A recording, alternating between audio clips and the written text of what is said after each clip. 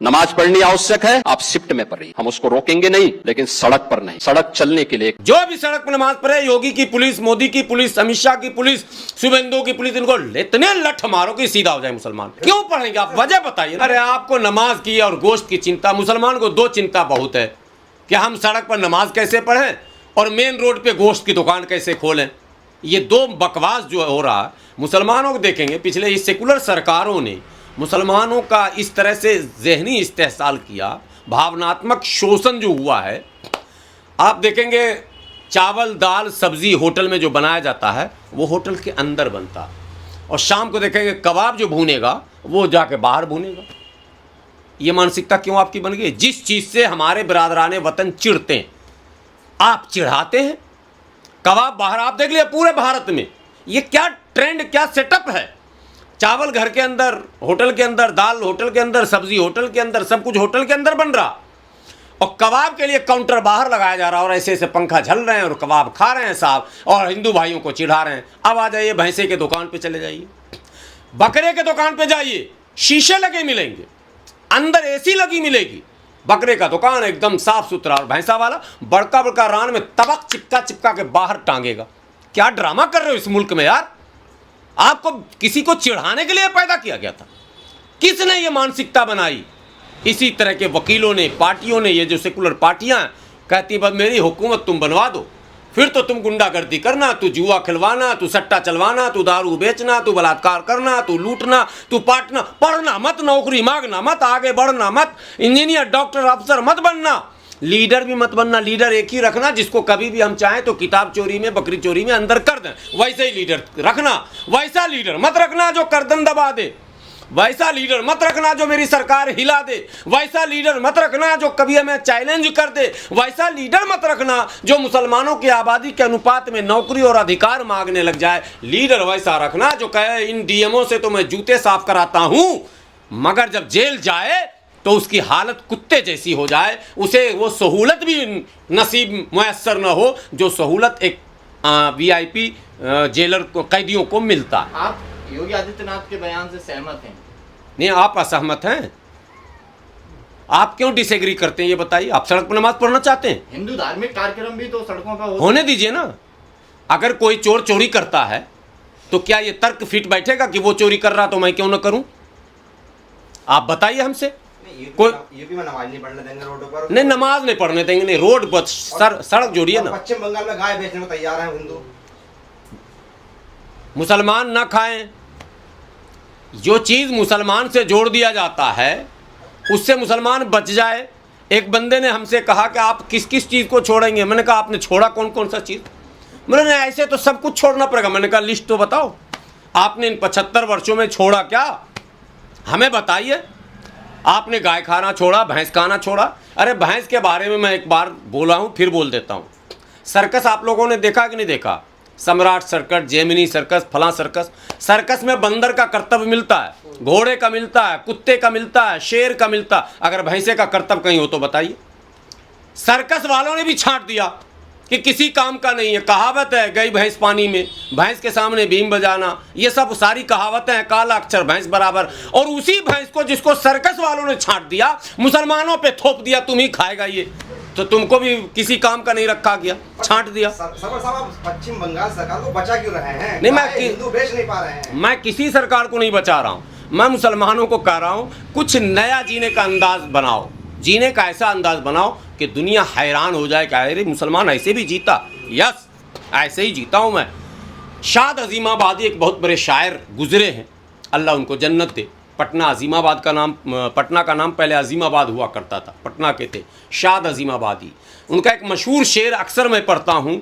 कब कहा? 100 साल पहले की बात। चालाक हैं सब के सब बढ़े जाते हैं, अफलाके तरक्की पे चढ़े जाते हैं, मकतब बदला किताब बदली, हम हैं कि वही सबक पढ़े जाते हैं। बस भैंस का गोश्त खिलाओ, चाहे जितना भी पीटो, भैंस का गोश्त खिलाओ, बच्चे हमारे नहीं पढ़ेंगे, बच्चे डेयरी पर रहेंगे, पटरी पर रहेंगे, झल्ली फल्ली पर रहेंगे, धनिया मिर्ची बेचेंगे, मुर्गा बेचेंगे, पंचर लगाएंगे, और बाकी लोग नौकरियों में जाएंगे। आज तक किसी मुस्लिम लीडरों ने ये नहीं पूछा कि जहाँ 18% है, जहाँ पश्चिम बंगाल का बार बार सवाल कर रहे हैं 30% मुस्लिम है, वहाँ नौकरियों में 2.5% है। क्यों? ये कोई सवाल नहीं करता, बोले बस भैंस और गाय खाने दो हमको बस। अरे भाई इस बकवास से दूर होइए, आइए, बदलाव आया दुनिया के अंदर, तब्दीली आई, हिस्सा मांगिए आबादी में, आबादी के अनुपात में नौकरी मांगिए। पुलिस में क्यों नहीं, सेना में क्यों नहीं, आईएएस क्यों नहीं, आईपीएस क्यों नहीं, आईआरएस क्यों नहीं, आईएफएस क्यों नहीं, ये सवाल क्यों नहीं होता? टीचर क्यों नहीं, डॉक्टर क्यों नहीं? हम एजुकेशन में या हेल्थ में या ट्रांसपोर्ट में या तमाम जो डिपार्टमेंट हैं गवर्नमेंट के, उसमें हम क्यों नहीं दिख रहे हैं? एक सिपाही नहीं थाने में नजर आता, और दारोगा और सिपाही मिलके एक मुल्ला को पकड़ता है और दाढ़ी पकड़ के बंद कमरे में देख गुस्सा, कोई वीडियो बनाने वाला भी नहीं मिलता। कम से कम 2-4 सिपाही हर थाने में रहेगा तो कम से कम धर्म के नाम पर आपको मार के अंदर से अपमानित तो नहीं किया जाएगा। आप नौकरी क्यों नहीं मांगते? जिस पीएससी के क्रियाकलापों पर लगातार सवाल उठ रहे हैं, कांग्रेस के जमाने से लेकर सपा तक हम आ गए, पीएससी में मुसलमान नहीं आया, यादव भर गया, जाट भर गया, गुजर भर गया, सब भर गया। मुसलमान बोला नहीं, बस हमको तो सिर्फ आप खाने की आजादी दे दीजिए और सड़क पर नमाज पढ़ने का। बिल्कुल नहीं। बंगाल के उन मौलानाओं को मैं बधाई देता हूं, मैं धन्यवाद देता हूं। लगता है मेरे हम ख्याल वो मौलाना थे जिन्होंने आते ही वीडियो बनाया और अपीलें जारी कर दी। अपील का असर भी दिख रहा। पहली बार बंगाल का मुसलमान मौलाना की अपील पर एकदम लब्बैक कहता हुआ बहिष्कार कर दिया, भैया मुझे कुर्बानी बढ़ेगी, जानवर की नहीं करनी। आपको पता है बाबरनामा में लिखा हुआ, हुमायूं को बाबर ने नसीहत की थी, बेटा ये भारत है, यहाँ जो बड़ी आबादी है ना वो गौ का आदर सम्मान करती है, इसलिए गौकशी पे पाबंदी रखना। हमारे बुजुर्गों का कौल रहा है। आप हमारे खानकाहों में जाएं, बड़ी बड़ी खानकाहों में मांसाहारी अलाउड नहीं है।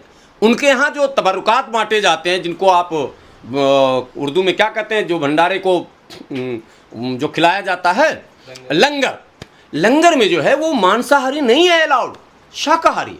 बुजुर्गों ने इस बात को समझा कि भाई इस मुल्क का मिजाज ऐसा है और हम नहीं समझ पा रहे हैं। आपको अगर आगे बढ़ना है तो अपने पड़ोसियों के मिजाज को भी समझना होगा। आप जिस जगह रहते हैं, हिंदू मुसलमान कहीं भी अलग नहीं रह रहा भाई, सब एक जगह रह रहा, उसी आबादी में रह रहा। भैया उसके भावनाओं को का अनादर करके हम सुख चैन से नहीं रह सकते। इसलिए हमको सबका ख्याल रखना है। वो जो मोदी जी कहते हैं, वो कहते होंगे सबका साथ सबका विकास, ये तो हमारा फार्मूला है। सबका साथ सबका विकास, सबका विश्वास, सबका प्रयास, सबका सब कुछ। जब तक सब मिल के नहीं रहेंगे सोसाइटी में, सोसाइटी डेवलप नहीं करेगा, नफरत ख़त्म नहीं होगा, प्यार प्रेम नहीं बढ़ेगा।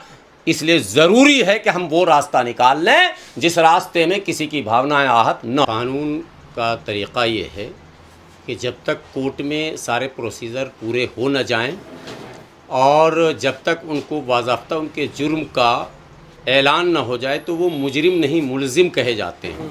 ये कोर्ट की ज़ुबान भी है और समाज की ज़ुबान भी है। और मुलजिम को ज़मानत का पूरा हक़ है भारतीय संविधान में। ज़मानत बहुत पहले मिलनी चाहिए इन लोगों को। ज़मानत ना देना एक सोची समझी साजिश है, लेकिन इसमें कहीं न कहीं सियासत भी दाखिल है। वरना ज़मानत तमाम ऐसे मुलजिमों के जो इस तरह के मुकदमे में जेल में थे, तकरीबन सब के सब बाहर आ चुके हैं। सिर्फ मुझे लगता है 2 या 3 ऐसे चेहरे हैं जो रह गए हैं, और इनके ऊपर अलग अलग ढंग की टिप्पणियां कोर्ट से लगातार आ रही है। हाई कोर्ट बहुत ही गैर जिम्मेदाराना बयान दे रहा है। हाई कोर्ट में बैठे जज के जो बयानात हैं वो बहुत सही नहीं हैं। जो शब्दों का चयन किया जा रहा वो अनुचित है।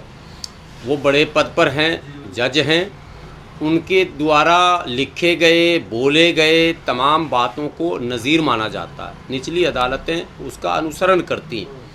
तो हाई कोर्ट या सुप्रीम कोर्ट में बैठे ज़िम्मेदार जजों को अनावश्यक कोई इस तरह का कमेंट नहीं करना चाहिए जिससे निचली अदालतों के काम करने में दुश्वारी खड़ी हो जाए, वो असहज महसूस करने लगे। ये गलत कमेंट्स क्या है, गलत फैसला ले आए? और गलत कमेंट्स ये है कि आप चले आते हैं मुंह उठाकर ज़मानत मांगने, बार बार ज़मानत क्यों मांगते हैं, ये सारी बातें माननीय न्यायाधीश महोदय के शब्द में बता रहा हूँ।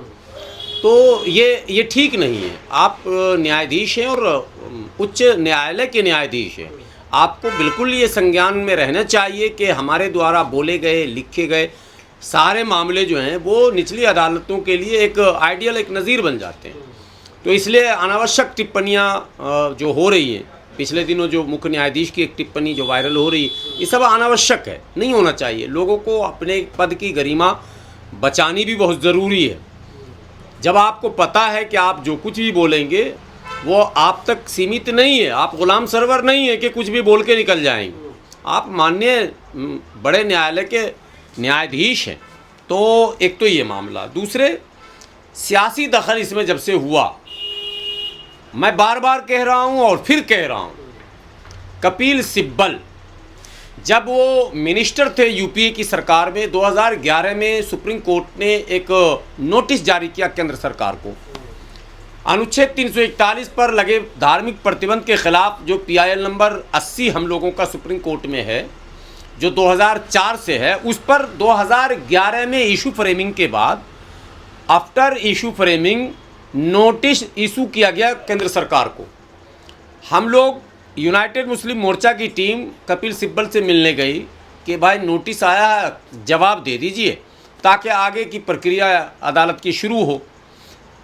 हमारे कपिल सिब्बल साहब का ये जवाब था कि हम तो जवाब ना देते, कोर्ट को जो करना है कर लीजिए, आप हमें एक्स पार्टी बना लीजिए, जो चाहिए कर लीजिए। वो दिन है और आज का दिन है, उस मुकदमे पर आज तक फैसला नहीं हुआ। इतने गैर जिम्मेदार असंवेदनशील नेता को भारत के मुसलमानों ने सर पर उठाकर रखा और जितने भी मुकदमे हुए, शाहबानों से लेकर बाबरी से लेकर पर्सनल लॉ बोर्ड के तमाम मुकदमे कपिल सिब्बल को दिए जाते हैं। आपको ये पता है कि नहीं, ये मुकदमा भी कपिल सिब्बल लड़ रहे हैं? तो लड़िए, तो मरिए, रोइए बैठकर। जब आप लोगों को नहीं पहचान रहे, पूरे भारत में आपको एक वकील नहीं मिल पा रहा, कहते हैं हम पर्सनल लॉ बोर्ड है, बहुत बड़ी तंजीम है, पूरे हिंदुस्तान के 20 करोड़ मुसलमानों की सबसे बड़ी तंजीम आप कहते हैं, आपके पास एक वकील नहीं है। सुबह उठे, मुंह उठा के चले गए कपिल सिब्बल के यहाँ, 25 लाख रुपया 30 लाख रुपया चंदा करके दे दिया। कपिल सिब्बल जो है वो एक मुकदमा अगर जिताया हो तो आप हमको बता दीजिए, मेरे संज्ञान में तो नहीं है, अगर आपके इल्म में है तो बताइए। सीनियर वकील तो है देश के। कैसा सीनियर? किस चीज़ का सीनियर? किस चीज़ का सीनियर? मुकदमे में जो विनर होता है उसका प्रमोशन होता है। जो माने ज़्यादा से ज़्यादा मुकदमे जीतता है उसकी शोहरत होती है, उसी को बड़ा वकील कहा जाता है। मुसलमानों के ताल्लुक से पर्सनल लॉ बोर्ड के द्वारा, जमीयत के द्वारा, जमात के द्वारा, तमाम तंजीमों के द्वारा दिए गए मुकदमे में एक मुकदमे का नाम बताइए कि कपिल सिब्बल जीत गए, बता दीजिए, मैं मान जाऊं। फिर क्या मजबूरी है इन तमाम तंजीमों की कि ये घूम घाम कर कपिल सिब्बल के पास क्यों जाते हैं? कपिल सिब्बल पहले कांग्रेस के राज्यसभा सांसद थे, अब समाजवादी के राज्यसभा सांसद हैं। मैं इन पार्टियों से भी पूछता हूं कि आपकी क्या मजबूरी है, तो वो कहते हैं जी हमारा मुकदमा फ्री में लड़ते हैं। उनको तो बचा लेते हैं, मुलायम सिंह के परिवार को कपिल सिब्बल ने बचा लिया, आजम खान को नहीं बचा सकते हैं।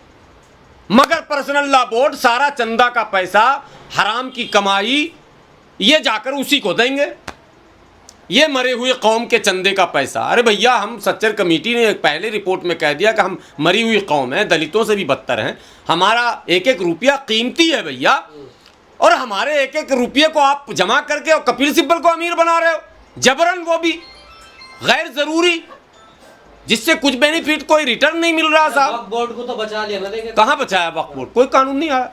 वो जो ट्रिपल तलाक में हारा, वक्फ बोर्ड में हारा, शाहबानों में हारा, बाबरी में हारा, तमाम मुकदमे हार गए, किसी की जमानत आज तक नहीं करा पाया। आजम खान जेल में, अतीक के खिलाफ कोई सुनवाई नहीं, मुख्तार के खिलाफ कोई सुनवाई नहीं, शहाबुद्दीन के खिलाफ कोई सुनवाई नहीं। शहाबुद्दीन बेचारे अल्लाह के प्यारे हो गए, कोई क्यों मरे, कैसे मरे, किसने जहर दे दिया, किसने इंजेक्शन लगा दिया, कैसे मौत हुई, कोई जांच हुई आज तक? मुख्तार अंसारी की जांच हुई आज तक? अतीक को 2 लौंडे आके गोली मार दिए, पता चला वो लौंडा कौन था? उसके घर पे बुलडोजर चला, वो किस जेल में है पता है किसी को? उसकी पेशी कब किस अदालत में हुई किसी को है पता? है तो बताओ ना कमेंट में, मैं जानूं। मुझे तो नहीं पता, मैं बेखबर हूं। वो दोनों कौन से लौंडे थे? जमीन निकल गई, आसमान उठा लिया, किस जेल में है, कहां है, कौन पूछेगा?